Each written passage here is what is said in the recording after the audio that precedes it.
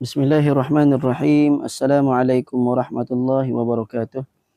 Innal hamdalillah nahmaduhu wa nasta'inuhu wa nastaghfiruh wa na'udzu billahi min shururi anfusina wa min sayyiati a'malina. Man yahdihillahu fala mudilla lahu wa man yudlil fala hadiya lahu.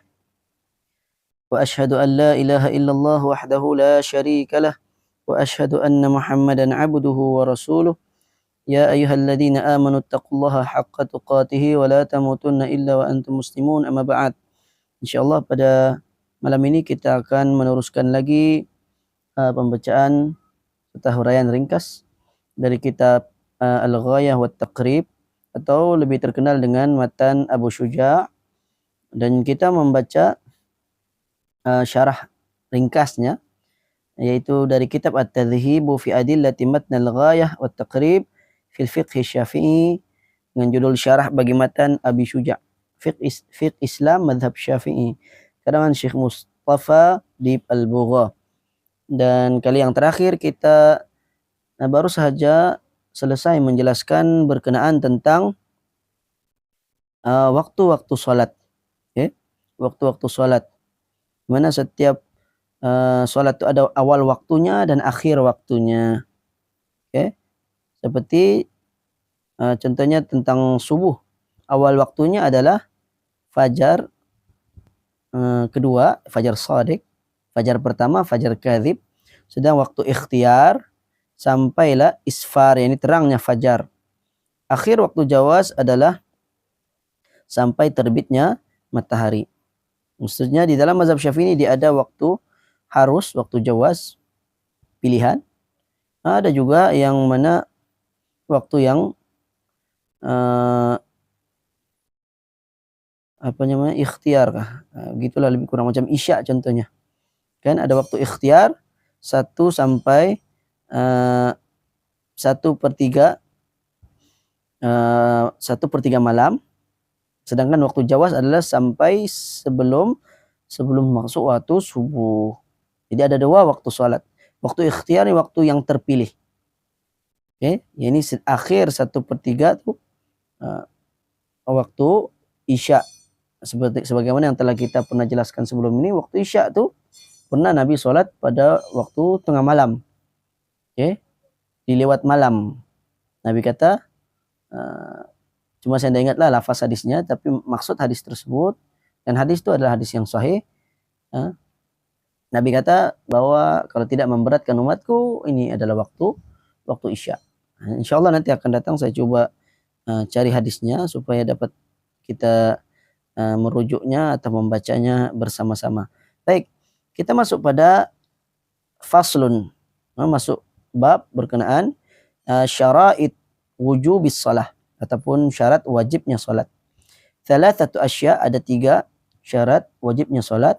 Yang pertama al-Islam, yaitu beragama Islam, wa bulugh, yaitu baligh, wal aqlu, dan juga berakal. Wa huwa haddut taklif. Wa huwa haddut taklif. Maksudnya apa? Al-aqlu itu tadi, akal, berakal itu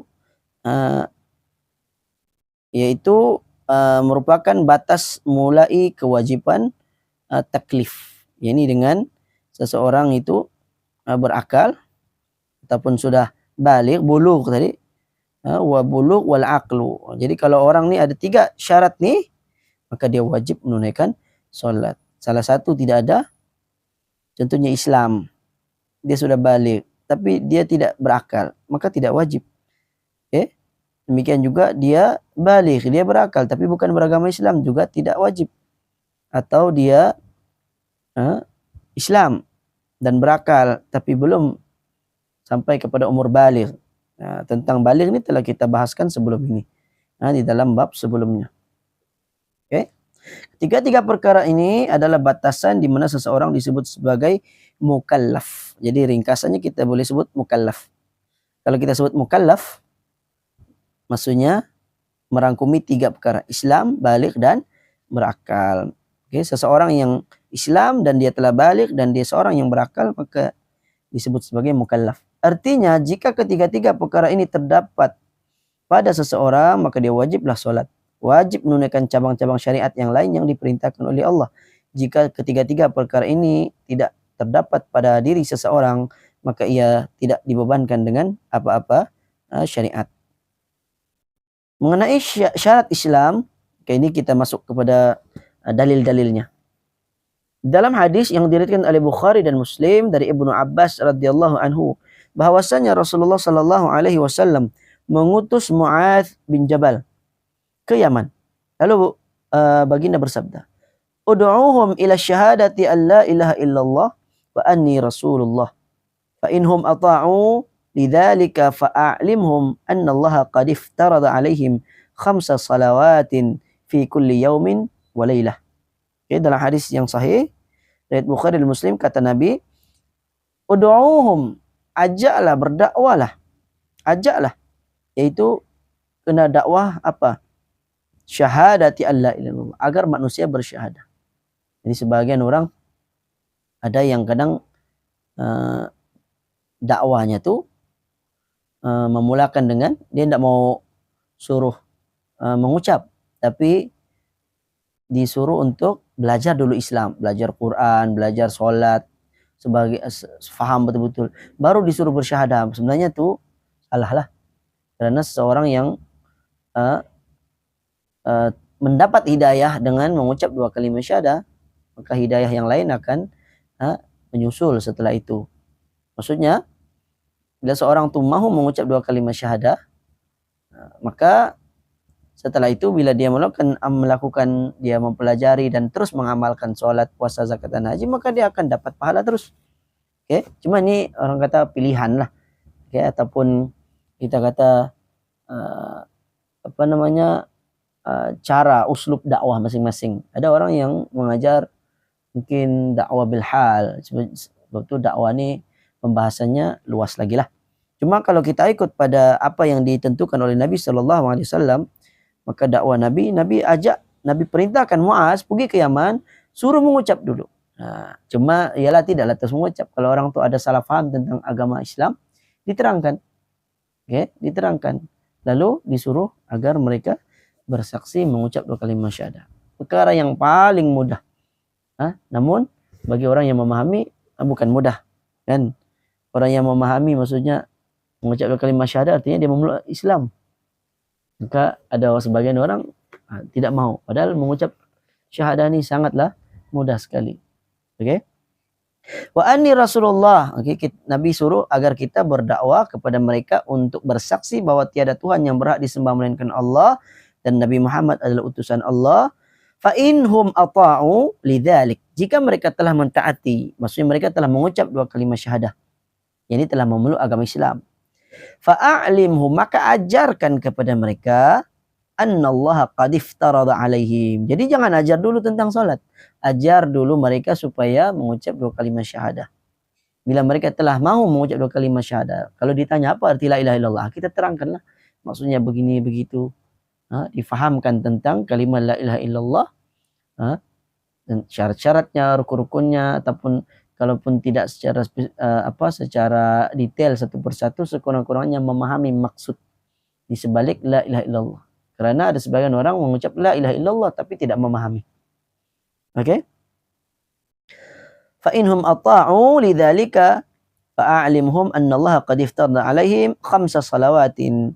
Okey, jika mereka telah mengetahui ataupun mereka telah mereka telah mentaati, maka ajarkan kepada mereka bahwa Allah telah memfardukan, mewajibkan ke atas mereka salat 5 waktu pada setiap hari dan setiap malam. Maksudnya sehari semalam ada 5 waktu salat. Kemudian ada lagi lah sambungan hadis ini. Itu secara ringkas. Manakala syarat tentang berakal serta baligh ini disentuh di dalam hadis riwayat Imam Abu Dawud dan lain-lain dari Sayyidina Ali, di mana Nabi sallallahu alaihi wasallam bersabda, "Rufi'al qalam an 3, 'anil naimi hatta yastayqidh, wa 'anil sabiyyi hatta yahtalim, wa 'anil majnuni hatta ya'qil." Okay, dalam hadis riwayat Imam Abu Daud, kata Nabi, diangkatnya pena an 3, dari 3 orang. Maksudnya ada 3 orang yang mana mereka ini tidak dibebankan, tidak ditaklifkan. Okay? tidak ditaklifkan. Maksudnya untuk melakukan syariat. Apa dia? Anin naim, yang pertama orang yang tidur. Hatta yastayqidh, sehingga dia bangun. Orang yang tidur, bukan maksudnya dia tidur, selagi dia tidak bangun kita biarkan dia tidur. Tidak, kalau masuk waktu sholat contohnya kita bangunkan. Tapi selagi dia tidak bangun, sebab ada orang yang tidur mati, contohnya dibangun-bangun tidak mau bangun juga.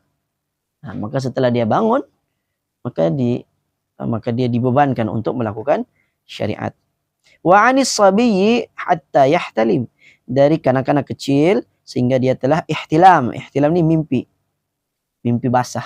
Maksudnya dia telah balik lah. Seseorang yang telah mimpi, meskipun dia mimpinya tidak mengeluarkan air mani contohnya, tapi dia mimpi. Di sisi para ulama sebenarnya dia sudah dikira sebagai baligh. Oke. Ada begitu juga kalau orang tidak ada mimpi tapi memang keluar air mani juga sama. Dia telah dikira sebagai baligh. Wa 'anil majnuni hatta yaqil, dan dari orang gila sehinggalah dia berakal. Jadi kalau dari hadis ini ada dua lah penjelasan dalam hadis ini, ataupun tiga lah. Orang yang tidur, orang yang baligh, dan orang yang berakal. Cuma syarat wajib sholat itu tidak akanlah kita tulis sana mesti bangun tidur, tidaklah. Nah, ini istinbat dari para ulama sudah sangat tepat, di mana hanya menyebutkan 3 syarat wajibnya sholat. Baik, kita sambung lagi dari kitab Matan Abu Syuja. Wassalawatul masnunah, ini sholat sunat. Khamsun, ada 5. Ini sholat apa? Sholat sunat. Al-aidani wal kusufani wal istisqa. Yang pertama, aidani, 2 hari raya. 2 hari raya, kira 1 2 lah. Kira 2, 1 2. Aidani, 2 hari raya. Karena hari raya ada Aidil Fitri dan ada Aidil Adha. Wal kusufani, gerhana, 2 gerhana. Gerhana pun ada 2. Jadi 1 2 3 4, sudah ada 4. Wal istisqa, dan juga istisqa. Istisqa ini apa? Salat meminta hujan. Itu istisqa. Jadi ada 5 salat sunat. Ini kategori salat sunat yang mana dikerjakan secara berjamaah lah. Kalau ikutkan ketiga-tiga ini ataupun kelima-lima salat sunat ini ada khutbah lagi. Ada khutbah. Aid ada khutbah. Salat gerhana kusuf. Oke, sebagian ulama membezakan kusuf dengan khusuf. Ada yang sebut dua-duanya samalah. Dan kadang-kadang ada khilaf. Tapi bila disebut kusufani, 2 gerhana, maksudnya gerhana matahari dan gerhana bulan. Dan istisqa, ini meminta hujan. Istisqa pun sama, ada khutbahnya. Was-sunanut tabi'atu lil faraidi 17 raka'atin. Raka'at al-fajri wa 4 qabla adh-dhuhri wa raka'atani ba'dahu wa 4 qabla al-'asr. Wa raka'atani ba'da al-maghribi wa 3 ba'da al-'isya'i yutiru bi wahidatin minhun. Jadi adapun salat sunat tabi'atu lil faraid, yang mengikuti wajib. Salat sunat yang mengikuti wajib ini salat rawatib lah.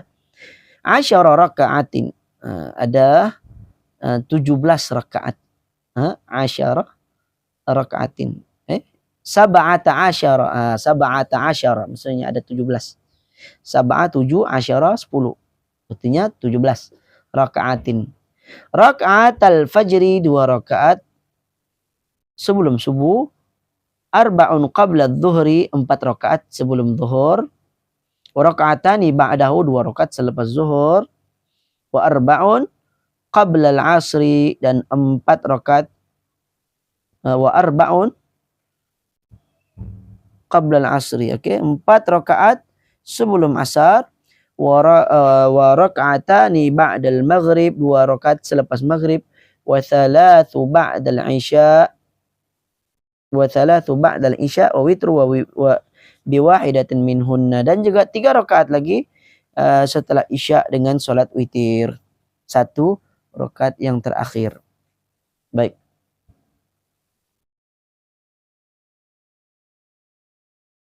Oke, jadi mengenai salat sunat ini tentang tuntutan lah, oke, tentang tuntutan yang dianjurkan mana yang lebih dianjurkan melebihi yang lain dari segi tuntutannya tuh dilakukan secara berjamaah ataupun tidak. Ini ada pembahasannya dalam pembahasan akan datang. Kita masuk sedikit dulu. Yang pertama, salat subuh 2 rakaat. Apakah dalilnya? Dalilnya adalah berdasarkan hadis riwayat Bukhari dan Muslim. Riwayat Aisyah berkata, tidak ada salat sunat yang lebih dijaga dan selalu dikerjakan oleh Nabi melebihi salat sunat 2 rakaat sebelum subuh. Atau dalam hadis yang lain kata Nabi, 2 rakaat sebelum subuh, sebelum fajar lebih baik dari dunia dan seisinya. Kemudian 4 rakaat sebelum zuhur dan 2 rakaat selepas. Ada juga hadis yang menceritakan 4 rakaat selepasnya. Imam Bukhari meriwayatkan dari Aisyah menyatakan bahwa Nabi SAW tidak pernah meninggalkan salat sunat 4 rakaat sebelum zuhur dan 2 rakaat sebelum subuh.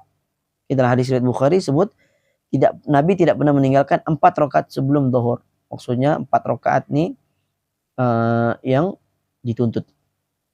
Manakala 2 rakaat sebelum subuh.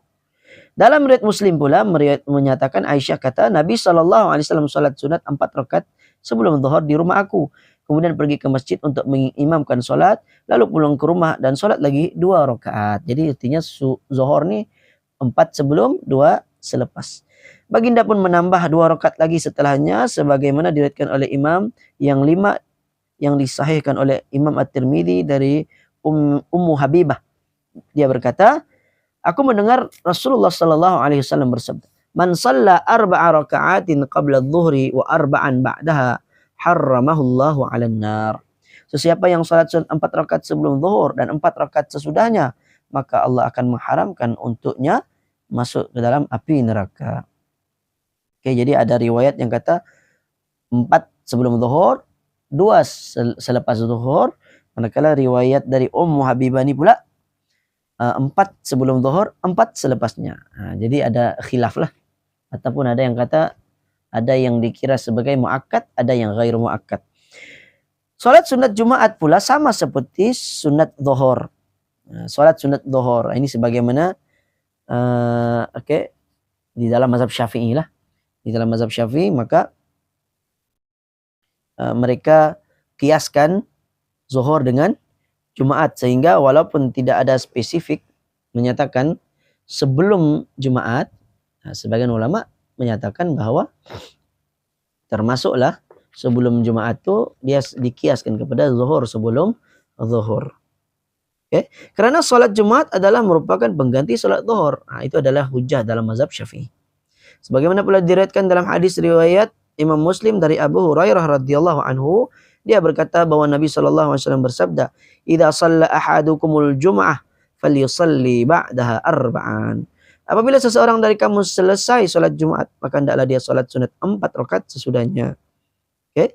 Imam At-Tirmidzi meriwayatkan dari Ibnu Mas'ud bahwa salat sunat 4 rakaat sebelum Jumat dan 4 rakaat sesudahnya secara zahir, maka dia hendaklah melakukan sedemikian berdasarkan tuntutan syariat, yakni yang diketahui dari perbuatan Nabi. Secara zahir lah. Di sisi mazhab Syafi'i dikiaskan. Kalau tidak silap saya kalau mazhab Hambali mereka tidak samakan. Okay? Mereka hanya mengatakan untuk rawatib Jumat hanya ada ba'diyah selepas. Karena berdasarkan hadis riwayat Abu Hurairah ini. Karena Nabi menyebut jelas 4 rakaat selepasnya. Adapun sebelum zuhur, sebelum Jumat maka tidak ada hadis yang warid. Maka di sisi mazhab lain tidak ada qabliyah Jumat lah, yang ada ba'diyah sahaja. Okay? Adapun mazhab Syafi'i ada. Sebab tu kita kebanyakan di Malaysia selepas dilaungkan azan yang pertama, maka para jamaah akan berdiri untuk menunaikan ataupun mendirikan salat sunat 2 rakaat.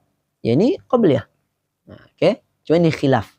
Walaupun kebanyakan ulama menguatkan pandangan bahwa yang lebih kuatnya adalah tidak ada qabliyah Jumat. Wallahu alam, perkara ini adalah merupakan perkara khilafiyah. 4 rakaat sebelum asar. Ini ada tambahan. Okay. Berdasarkan hadis riwayat Imam At-Tirmidzi, lalu dia menghasankannya dari Ibnu Umar menyatakan, Nabi SAW bersabda, rahimahullahu mra'a shalla qabla al-'asri arba'an. Semoga Allah mengasihi orang yang salat sunat 4 rakaat sebelum asar. 4 rakaat yang dilakukan 2 rakaat sebagaimana dijelaskan dalam hadis riwayat Imam At-Tirmidzi dan lain-lain lagi dari Sayyidina Ali bahwa Nabi SAW salat sunat 4 rakaat sebelum asar. Baginda memisahkan antara 2 salam, ini 2 rakaat lah, bukan 4 rakaat sekali salam.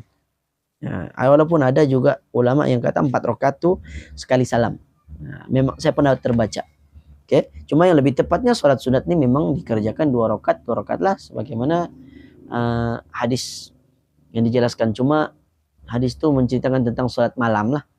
Ataupun jika dikiaskan, maksudnya secara asalnya hukum ataupun pelaksanaan salat sunat secara hukum asal adalah dikerjakan 2 rakaat.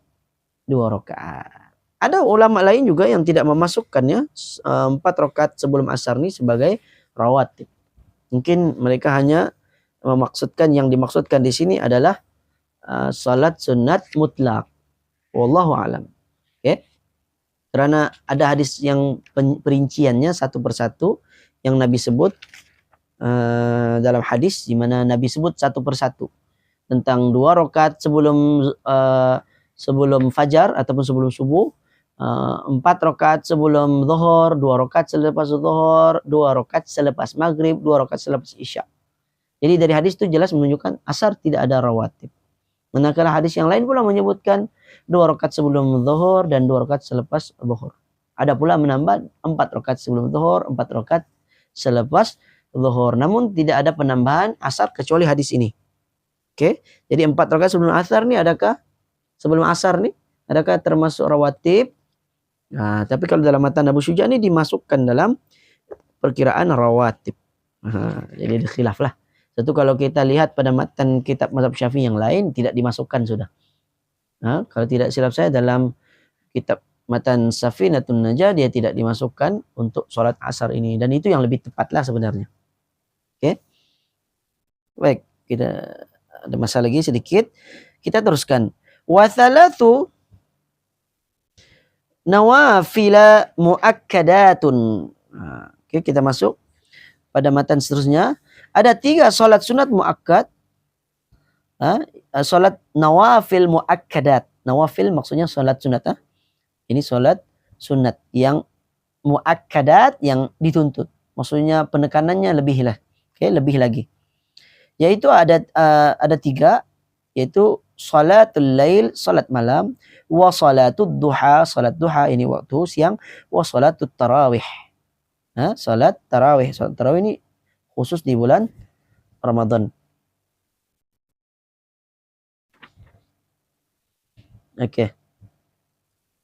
Salat sunat yang dimaksudkan nawafil muakkadat yang sangat dianjurkan ini, yakni salat yang dituntut secara berjamaah. Tadi rawatib dia tidak dituntut secara berjamaah, dan itulah yang sunnah. Tidak boleh dikerjakan berjamaah. Adapun salat sunnah yang 5 tadi, ini pun berjamaah. Yang telah kita sebutkan, bahkan ada khutbah.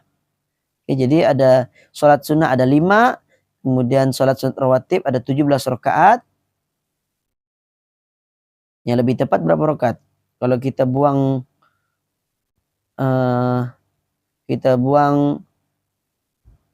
tolaklah 4 rakaat tadi, kita tolak 4 rakaat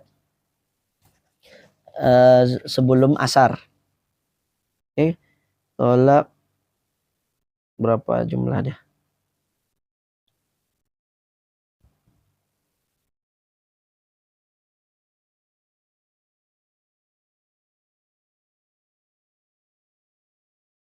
(17 rakaat) kita tolak dengan 4 rakaat tadi.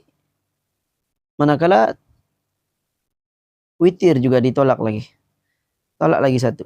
Maka jumlahnya 12 rakaat. 12 rakaat ini sabit dari hadis Nabi yang sahih. Jadi sebenarnya yang lebih tepatnya salat sunat rawatib itu ada 12 rakaat. Bahkan ada hadis yang menyebut siapa yang jaga 12 rakaat dibina untuknya surga. Rumah kah di surga, begitulah. Au kama qala sallallahu alaihi wasallam. Kemudian dalil salat apa lagi yang saya belum sebut dalil-dalilnya? Salat maghrib ada dalilnya. Manakala 3 rakaat setelah isya termasuk witir, juga ada dalil lah yang dibawakan. Cuma mungkin saya tidak bacakan ke semuanya sekali. Kita terus pergi kepada solat sunat yang sangat dianjurkan. Ataupun yang muakkadat tadi. Yang pertama solat qiyamul lail. Salatul lail ataupun qiyamul lail. Hadisnya berdasarkan riwayat Abu Hurairah. Rasulullah SAW ditanya, apakah salat sunat yang lebih utama setelah salat fardu? Maka baginda pun menjawab salatul lail, yaitu salat tengah malam. Salat ini dinamakan qiyamul lail ataupun salat tahajud karena ianya dikerjakan setelah bangun tidur. Kalau orang belum tidur, maka belumlah dikatakan sebagai qiyamul lail. Ataupun yang lebih afdalnya lah mengikut perbuatan Nabi. Nabi SAW Allah Subhanahu wa taala berfirman, "Wa minal laili fatahajjat bihi nafilatan laka asa an yab'atsaka rabbuka maqaman mahmuda." Bangunlah pada sebahagian dari waktu malam serta kerjakan salat tahajud padanya sebagai salat tambahan bagi kamu. Semoga Tuhan kamu membangkit dan menempatkan kamu pada hari akhirat di tempat yang terpuji. Secara bahasa, tahajud bermaksud utrukul juhud, maksudnya meninggalkan tidur, lalu bangun, solat, dan juga baca Al-Quran. Itu tahajudlah secara bahasanya. Jadi Allah kata fatahajjat bihi, maka kerjakanlah tahajud dengannya, yakni pada waktu malam. Oke, semoga semoga Tuhan kamu membangkit dan menempatkan kamu. Oke. Jadi itu dalil tentang salat qiyamul lail. Yang kedua, salat duha.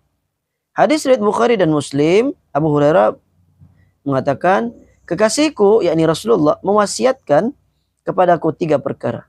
Puasa 3 hari pada setiap bulan. Salat duha 2 rakaat serta salat witir sebelum aku tidur. Ini wasiat Nabi SAW kepada Abu Hurairah. Maka Abu Hurairah pun mengamalkan 3 wasiat ini. Juga boleh dilakukan oleh kita. Okay? Ini adalah amalan yang terbaik. Bilangan yang paling sedikit salat duha adalah 2 rakaat sebagaimana yang diungkapkan dalam hadis, Abu Hurairah ini. Manakala yang paling banyak adalah 8 rakaat sebagaimana dalam hadis riwayat Bukhari dan Muslim. Dari Ummu Hani, beliau ketika peristiwa penaklukan kota Mekah, Fathu Mekah. Dia menemui Rasulullah sedang berada di Mekah. Rasulullah ketika itu sedang mandi. Maka Fatimah membuatkan tabir untuk baginda. Setelah itu baginda pun mengambil pakaian dan memakainya. Lalu mengerjakan salat duha sebanyak 8 rakaat.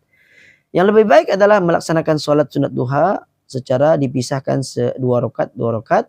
Sebagaimana hadis riwayat Abu Dawud dari Ummu Hani.